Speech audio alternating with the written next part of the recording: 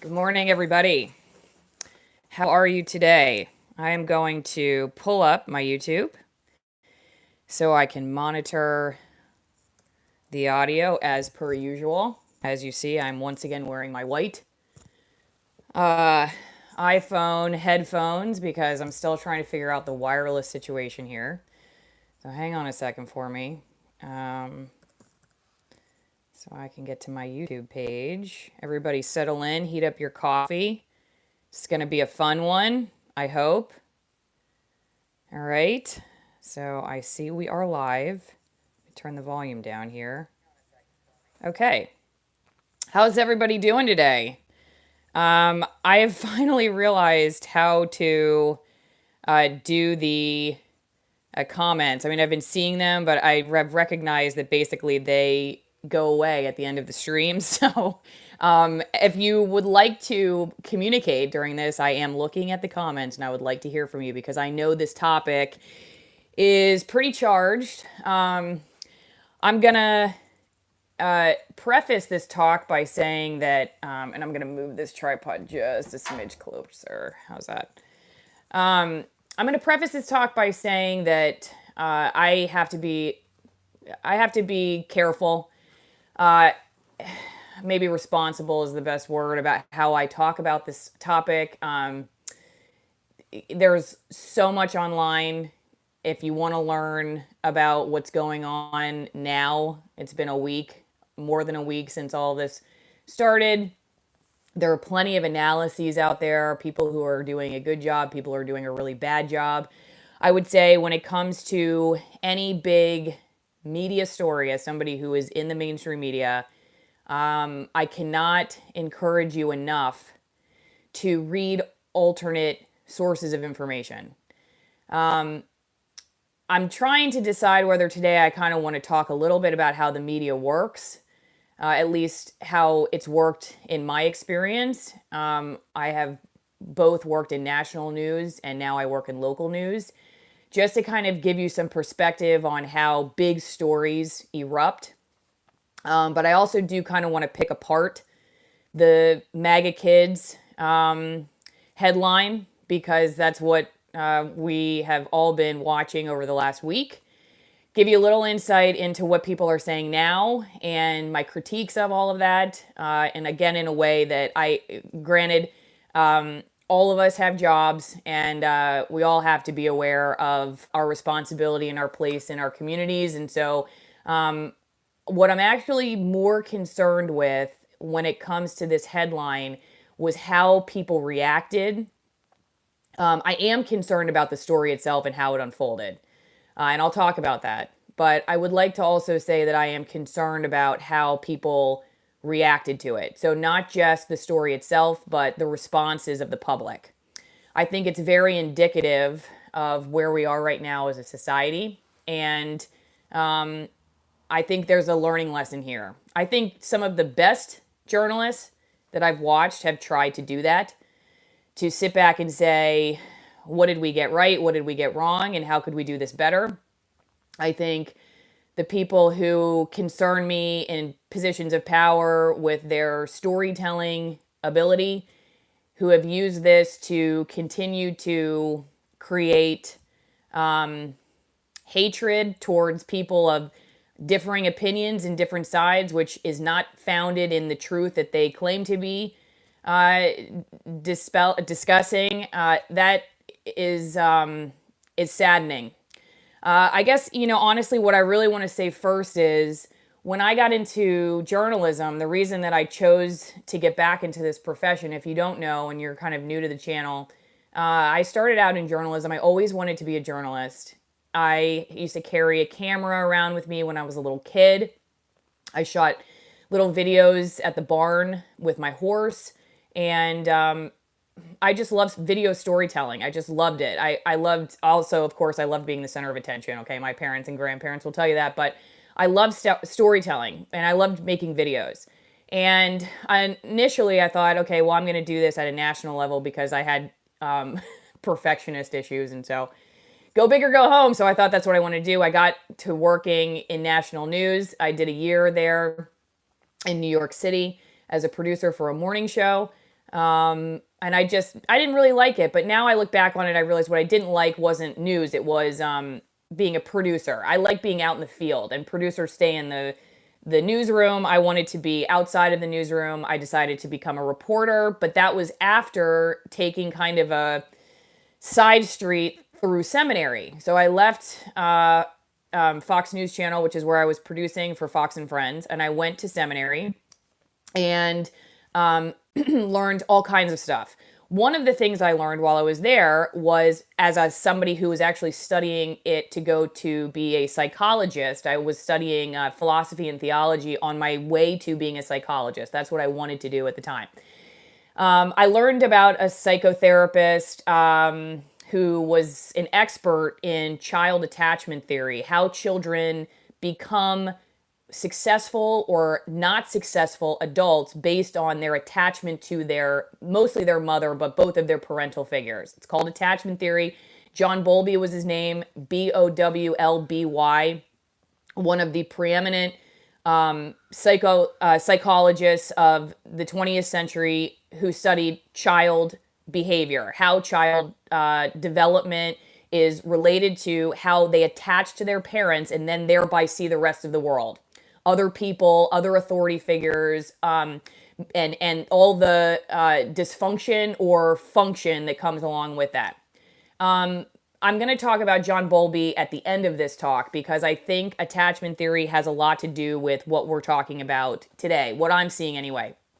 When I got to seminary, the reason that I ended up getting back into journalism was because I decided that sitting in my preaching class with Dr. Dale Andrews, and he told us all that no matter what profession we go into, we're all storytellers. The way that we tell our stories makes the world a better or a worse place, depending on how we frame it.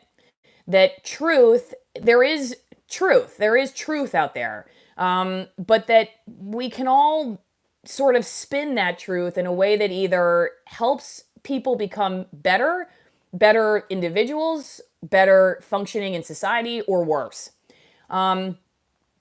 It was the idea of going into a storytelling industry and making the world a better place, and Dale Andrews' presentation on that first day of preaching class, that got me interested into going back into news, which is how I ended up back as a reporter. Now I'm an environmental journalist. And I like to use my psychology background when talking about the media and society and communities and behavior that I see on a large scale, because I think it teaches us a lot about how what we see on the surface may go far deeper than what we're giving it credit for.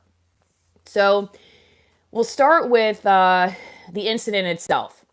What originally was reported was that there was a group of high school teenagers from a Catholic high school that were wearing red Make America Great Again hats after the pro-life march in Washington, and waiting to get picked up from the March for Life event in Washington, D.C. They were waiting to get picked up by their chaperone, and as they're waiting, they go up to a Native American man, and originally it was reported that they went up to him and were screaming slurs at him and accosted him, and that it was painted very one-sided against the kids and towards this man, Nathan Phillips. Then over a couple of days, we learned that actually the story was far more nuanced than that. That not only had Mr. Phillips been the one who approached the kids, but that also there was this separate group of Black Hebrew Israelites that were shouting very nasty words at these white boys. And so there was a very heated situation, and the kids and Mr. Phillips banging the drum and this other group of Black Hebrew Israelites. There was much more to the story than was originally out there on social media and reported in the mainstream news. So, without getting into my read of what I think exactly happened there, because I actually think, sadly, that nowadays what actually happens when it comes to public discourse Unfortunately, it seems to matter less and less, and what seems to matter to people more and more is what their own community, their own tribe of people immediately thinks, and they see in whatever event they want to see, whatever it is that they want to see. I read an article actually by someone who said that this was like a Rorschach test for society. And I agree. Even after people saw the entirety of the video, there were still people who were very divided one way or the other. It didn't prove or disprove to people who were already entrenched in their ideas that something else had happened. To me, this is concerning because I'm actually, though I think the event in and of itself, fine, it got attention. I question whether, given the atrocities that are going on around the world right now, whether this got a somewhat undue amount of attention that really should be afforded to issues that are really plaguing societies right now. War, famine, and I do question the media's obsession with this story. But I also am saddened by how quickly even mainstream reporters were calling for violence against these kids before even watching the entire video. As somebody who spent, for instance, on one story last year, a year investigating the issue before I went public with it, so I would make sure I knew what I was talking about, I want to say I'm sorry. I am sorry for the reports that you see on the news that have not been well thought out, have not been well investigated, and are given to you as truth without being combed through critically and impartially, and create situations of division where we can't even go back now. It doesn't matter. Pandora's box is open, the cat's out of the bag, people hate each other, and it doesn't matter 5, 10 days, 15 days later what ends up being the truth. Because we, those of us who are leaders in the community, have told you what to think. We've failed at that. And often we don't apologize. So I'm going to apologize. One of my friends went to see Cheryl Atkinson. She was a CBS journalist who wrote a book called Stonewalled. I actually pulled it up. It's called Stonewalled, My Fight My Fight for Truth Against the Forces of Obstruction, Intimidation, and Harassment in Obama's Washington. And she talks about being spied on, essentially, electronically spied on by the Obama administration as she was investigating it. And she wrote a note to on a piece of paper because my friend told her that he knew a journalist that being a journalist, if you're trying to do it the right way, isn't an easy job. And she wrote the note. I still have it. I think she said, Allison, never stop speaking truth to power. And power is different depending on who you're talking to and in what society and where you live. And I'm starting to believe that even I used to think speaking truth to power was speaking outside to the industries beyond the walls of my newsroom. But I'm starting to realize that somebody needs to speak power to the media and call for there to be better standards. Better standards for how we do news, better standards for how we tell the truth, how we frame stories so that we allow for nuance and for complexity. And we need to make sure we know at the very least what we're talking about before we tell the public what's going on. I would like to say, again, as somebody who, for instance, like I said, spent a year investigating something and making sure I had read all the documents that were pertinent to this investigation before I went public with it, because I knew that the eventualities of it were that it could be extremely divisive for industry and the public alike.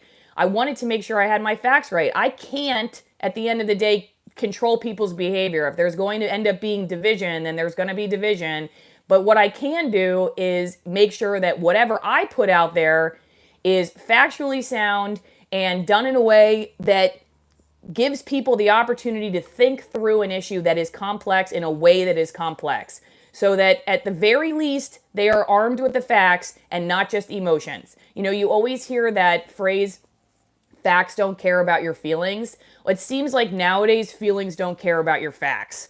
And that really, really, really bugs me. And it really concerns me. So what we found out later, getting back to this particular situation, is that of course this situation, which I'm sure we'll continue to hear more and more about, has become far more nuanced, and at the same time, people have become even more divided. So it's like, even as we learn more information, people still are sort of digging in their heels and deciding that what they had originally thought was right anyway. And so I thought it was interesting. There's an article that was quoting Whoopi Goldberg. I saw the segment on The View, where she says, because since this new details of the story have come out, journalists have been deleting their tweets. U.S. representative Congress people have been deleting their tweets. One person, again, there was somebody, mainstream news, that said, "Have you ever seen a kid whose face deserves to be punched more than this kid?" I'm appalled that somebody would say that. As a journalist, your responsibility is to say when a 16-year-old should be punched. We just had this ad by Gillette where people are out there saying, "Oh, this is the best a man can be," and we love this commercial because it says stop beating each other up. And then when it's the guy that we don't like, then it's like, no, beat him up. He deserves to be punched. I'm really having a hard time with the hypocrisy there. But I thought this was very telling. Whoopi Goldberg says to Joy Behar, why does this keep happening? Why does it keep happening that we just go insane immediately over something that we don't even really have the facts to? People in powerful positions in mainstream media aren't even watching the entire videos that they're talking about, so they're not watching the context and the nuances, and they're just going public with it. She says so many people admitted they made snap judgments before these other facts came in, Goldberg said. Is it that we just instantly say that's what it is based on what we see in that moment, and then we have to walk stuff back when it turns out we're wrong? Why is that? Why do we keep making the same mistake? Great question. Great question, Whoopi. And Behar says, because we're desperate to get Trump out of office. That's literally what she said. And then the latest articles I've been seeing have been saying that really what this all boiled down to was that the kids shouldn't have been wearing MAGA hats. Because they were wearing MAGA hats, they were interpreted a certain way. And so if they had just taken the hats off, then everything would have been fine. I would like to posit that that's probably, it's true that we contextualize what people look like and what they're wearing. But I think the problem goes far beyond what people wear. And if we have gotten to the point in society where we can't see a sweatshirt that doesn't say anything particularly like detailed on it, it's just in our area it has become known to be this thing or that thing, and we can't even still sit back and say, okay, like, what really happened here? We just see that and immediately make a snap judgment. I think that brings us to John Bowlby, which is the guy I want to talk about, because I think that shows that we have started to get to the point where the temperature in society is so hot that we are seeing symbols and not asking critical questions about what's actually going on. When you just see somebody who looks a certain way, has a sweatshirt on, or a certain skin color or a gender, and because of one of these material characteristics, or your skin color being something you can't change, you were born with, and you make immediate judgments about them, I thought that was what we were trying to get away from in this society, that we could get to know people on an individual basis and understand context and make decisions based on that. And I'm concerned that we're past that at this point. And there are far smarter people than I who are trying to understand exactly what is going on here. And I'm not going to try to get into that specifically, but I will talk about John Bowlby and attachment theory because I think it has a lot to do with what we're talking about today. The point of attachment theory was, as John Bowlby was trying to sift through why kids became a certain way, he wanted to understand if what Freud and the other psychoanalysts that came from Freud's school of thought was right. And that was that drives, basic drives like sex, food, survival, were what were making us need things, do things in interpersonal relationships. So instead of it being like I didn't have, my mom wasn't available to me as a kid, which is what eventually Bowlby comes to find out is very important as a drive, actually. Freud was looking at how basic things like sex, oral fixations, even defecating, how these things were related to interpersonal behavior. John Bowlby comes around and he says, you know what? I actually think there's something else going on here that's just as important as these drives for survival. And that is the internalized psychological base that a child develops within them based on their relationship with their mother. Specifically, he was looking at the mother as the primary attachment figure. He wrote a book called A Secure Base. I cannot recommend it enough. It is one of the best books I read in seminary. It's one of the best books if you're a parent to understanding how children develop. And it's also one of the best books, even if you're an adult and you don't have kids and you want to understand how that person that's just tough at work may be easier to deal with, or what their problems may be that go beyond what you're seeing on the surface. So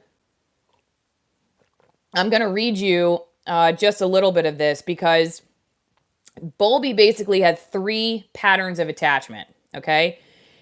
The first one, he said, and these also came from a psychologist named Ainsworth. I think Ainsworth was a woman. I cannot remember her first name. But so she comes up with this idea.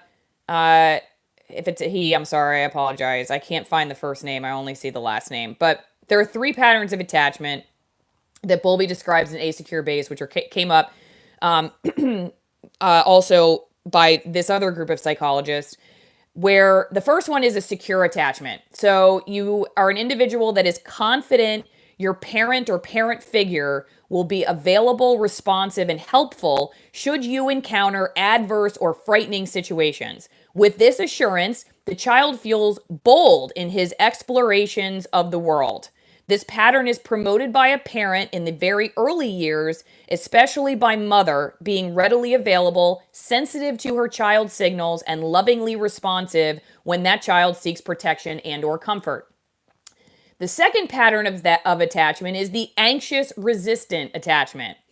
Bowlby writes that it means the individual is uncertain whether his parent will be available or responsive or helpful when called upon. So not sure if I'm in trouble, is my parent going to come help me? That's the anxious resistant attachment model. This child is always prone to separation anxiety, tends to be clinging, and is anxious about exploring the world. This pattern, in which conflict is evident, is promoted by a parent being available and helpful on some occasions, but not on others, and by separations, and, as clinical findings show, by threats of abandonment used as means of control.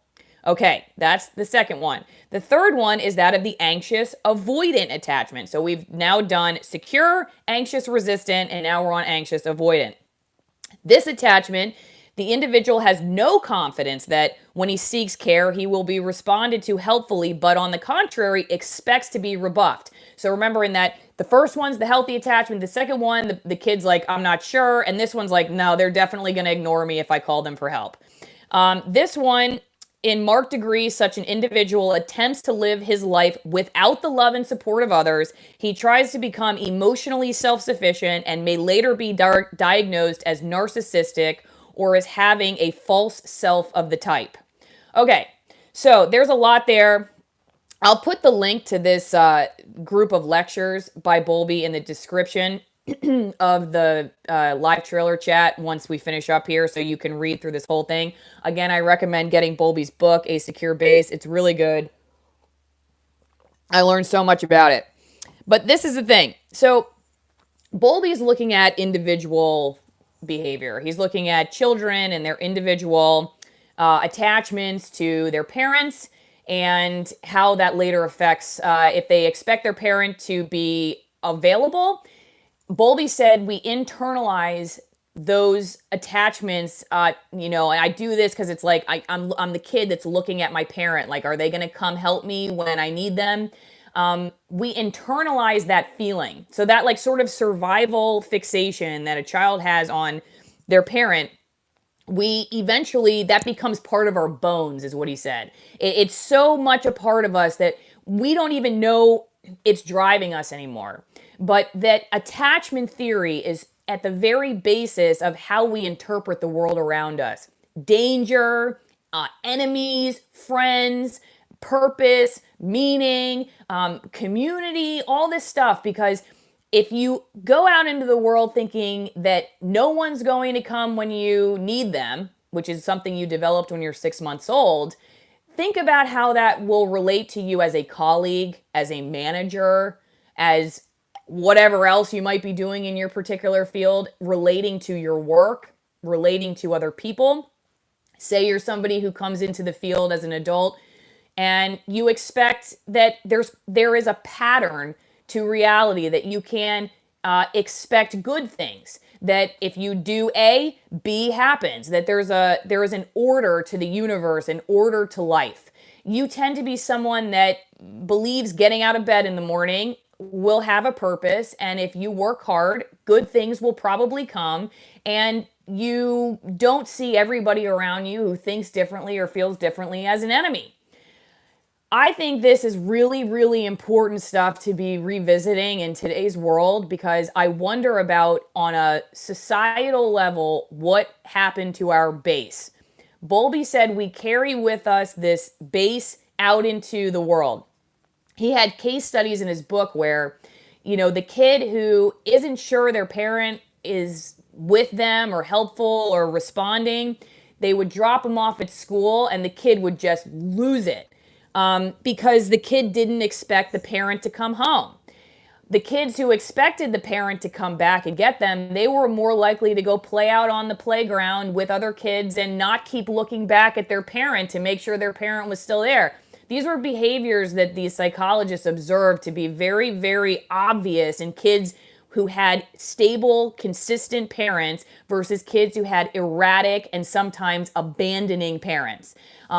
Kids who felt free to go explore new places, kids who felt free to go make new friendships, kids who felt free to take adventures and overcome challenges in play. These were kids who had a parent that they believed to be consistently responsive, and so they took that sense of security and safety with them into the world. We literally become that attachment. It is deep, deep, deep within us. So when I see how quickly we are as a group now on a social scale of humans so easily fixating on the enemy, believing that our side is under attack without taking a second to learn the facts, to see the nuances. I wonder about if there is something that John Bowlby's research and all those attachment theorists from the 20th century can add to this conversation, because where is our base as a society? I mean, I really sit back and ask that nowadays, because I'm not sitting here saying everybody's just got screwed up parents or something now, and that's why we're all losing our minds on social media. I mean, I think there is something to say that to look at it, and the research shows, I mean, the statistics are showing that the nuclear family is not what it was 60 or 70 years ago. And I do think that's a problem. I think the family is the very beginning of it all. And I think we should be fighting for our families to stay together. I'm a huge advocate of that. And I think there's an issue with feeling like the family doesn't matter anymore. So I will say that I think that's part of it. But the thing that I really question is that I don't know, 100 years ago, even 70 years ago, there was a greater faith in something beyond a political leader. We weren't attached to whether our Democrat or Republican president got into office or how you talked about that person on social media, because there was something bigger that we were attached to. That was God. there was a base beyond even our parent that we were attached to, a greater set of values, a greater purpose and meaning in life, something that called us to higher expectations of behavior, empathy, how to treat people, how to treat the environment, how to treat just the stranger, the very stranger that maybe everybody else around us has told us we should not like.